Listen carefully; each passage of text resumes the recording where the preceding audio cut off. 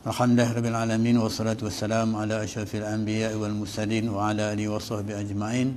Rabbi shrah li sadri wa yassir li amri wahlul 'uqdatam min lisani yafqahu qawli. Subhanaka la ilma lana illa ma 'allamtana innaka antal alimul hakim. Amma ba'd. Alhamdulillah tuan-tuan dan puan-puan sidang pendengar yang dirahmati Allah sekalian. Jadi berjumpa lagi kita pada malam ini, iaitu malam Jumaat. Malam Jumaat pertama PKP ya, PKP B ya.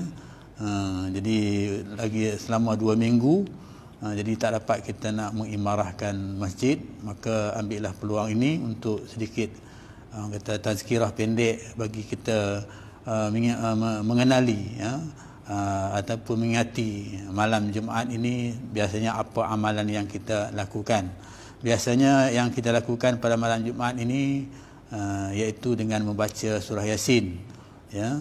Dan pada malam ini juga kebiasaannya kita buat tahlil arwah ya, kepada arwah-arwah yang telah kembali ke rahmatullah. Itu kebiasaan yang dilakukan. Sebenarnya amalan malam Jumaat ni bukan itu sahaja. Maksudnya baca Al-Quran juga boleh malam Jumaat. Bacalah ayat-ayat apa yang kita, surah-surah apa yang kita nak baca pada malam Jumaat ni. Bukan mesti surah Yasin saja. Tapi oleh kerana amalan kita tu sentiasa baca surah Yasin saja, jadi sampai hari ini kita pun duk ikut dengan baca surah Yasin juga. Ada juga tempat-tempat yang dia tak membaca Yasin, tapi dia membaca surah-surah yang lain. Dan ada juga yang tidak membaca Yasin, kemudian dia buat tadabbur Al-Quran ya. Dia baca satu petikan ayat Al-Quran, kemudian dia terjemahkan, kemudian fahamkan, tafsirkan ya. Mudah-mudahan dapat dipaham dan dapat diamalkan dalam kehidupan kita. Jadi itulah di antara amalan-amalan yang boleh kita lakukan pada malam Jumaat ini. Jadi kesempatan ini saya nak baca satu hadis ya, yang berkaitan dengan baca Yasin ini ya. Kadang-kadang ada orang tak setuju juga baca Yasin pada malam Jumaat ni, tapi itu amalan yang baik, boleh kita lakukan. Ya, ada pihak-pihak yang tak begitu gemarlah untuk kita baca Yasin ya pada malam Jumaat ini, tapi itu amalan yang baik, boleh kita teruskan. Itu dibuat oleh ulama-ulama kita yang terdahulu ya. Tuan-tuan guru kita dulu buat benda-benda ni dengan tujuan mungkin ada kaitannya dengan hadis yang saya baca ini, iaitu hadis Nabi SAW yang menyebut iza mata ibnu adam in qata'a amaluhu illa min salasin, sadaqatun jariyah, ilmun yuntafa'u bih, waladun salih yad'u lah. Jadi bila mati anak Adam, putus segala amalan dia. Jadi dia tak boleh amal dah. Dia hanya tunggu masa untuk dihisap saja. Kecuali tiga perkara yang ditinggalkan, iaitu yang pertama sedekah jariah yang dia lakukan semasa dia hidup. Yang kedua iaitu ilmu yang dia manfaatkan, yang diberikan ya, kepada kepada orang mukmin ya, kepada semua orang lah di dunia ini, tak kiralah apa ilmu ya, lebih-lebih yang berkaitan dengan ilmu akidah, itu ilmu ketuhanan ya. Dan yang ketiga iaitu waladun soleh yad'ulah, anak yang soleh yang mendoakan kedua ibu bapa yang telah kembali ke rahmatullah.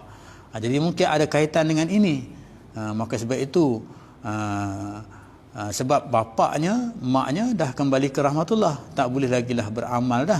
Jadi anak yang tinggal ni, anak yang baik ni, yang tinggal ini masih lagi boleh beramal ya, untuk memberi pahala kepada kedua ibu bapanya itu, iaitu dengan membaca ayat-ayat Al-Quran ya, ataupun amalan soleh. Itu maksudnya ya doalah, itu yang mendoakan yang mendoakan dia, maksudnya dia buat amalan soleh, itu dia baca Yasin, contohnya baca Yasin pada malam Jumaat ini ya, ataupun dia baca apa-apa surah ya yang dia boleh baca dalam malam Jumaat ini ya. Paling tidak mungkin baca qul huwallahu ahad, Allahus samad, lam yalid wa lam yulad wa lam yakul lahu kufuwan ahad ya, beberapa kali ya.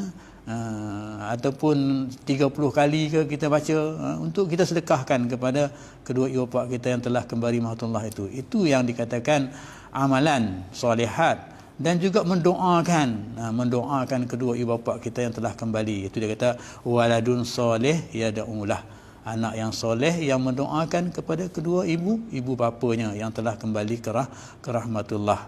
Jadi itulah Tuan-tuan sidang pendengar yang dirahmati Allah sekalian, yang dapat saya ungkapkan yang berkaitan dengan sedikit amalan yang boleh kita lakukan pada malam Jumaat ini, ya. Yang amalan itu mungkin ada kaitan dengan diri kita, ya, amalan baik, dan juga ada kaitan dengan orang tua kita yang telah kembali ke rahmatullah, ya. Sebab hidup, orang yang hidup dengan orang yang mati ini masih tak putus hubungan, ya, terutama sekali anak yang soleh, itu anak yang baik yang mendoakan dia, ya, mendoakan kedua ibu bapa kita. Maka sebab itu apabila berlaku kematian ibu dan bapa kita, kita ni kena ubah sikap kita, iaitu menjadi anak yang baik. Iaitu anak yang baik ni maksudnya bukanlah maksudnya anak tu dia mendoakan bapa dan maknya, tapi maksudnya berkelakuan baik, ya, supaya ibu dan bapa tu rasa senang dengan anak yang ditinggalkan di atas dunia ini, ya, dengan melakukan amal-amalan yang baik ini.